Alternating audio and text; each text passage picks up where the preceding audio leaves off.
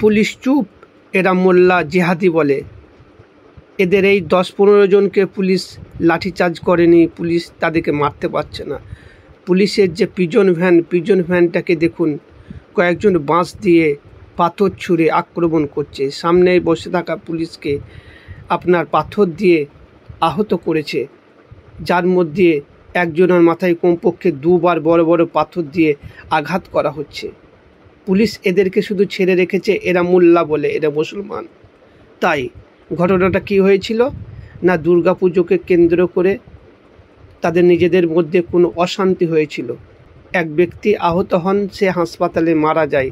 তার ফলেই এই অবস্থা। তারা রাস্তা জাম করে পুলিশকে মারে, পুলিশ নির্বাক দর্শক। এরা যদি মুসলিম পাথরবাজ না হতো, হিন্দু হতো, তাহলে পুলিশের লাঠিচার্জ পুলিশ তার কাজ করত। আজ পুলিশ নির্বাক দর্শক। এই ভিডিওটা ব্যাপক শেয়ার করুন। ফেসবুকে দেখলে ফলো করুন, ইউটিউবে দেখলে সাবস্ক্রাইব করে পাশে থাকুন। এই ঘটনাটা यूपीर गोरखपुरे। आज के सफर की शुरुआत बड़ी खबर के साथ। गोरखपुर में ग्रामीणों के पथराव से पुलिस वालों को जान बचाकर भागना पड़ा है। एक शख्स की मौत के बाद यहां पर बवाल की खबर है।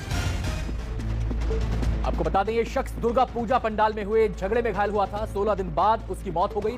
नाराज लोगों ने शव सड़क पर रखकर गोरखपुर बनारस लखनऊ हाईवे जाम कर दिया।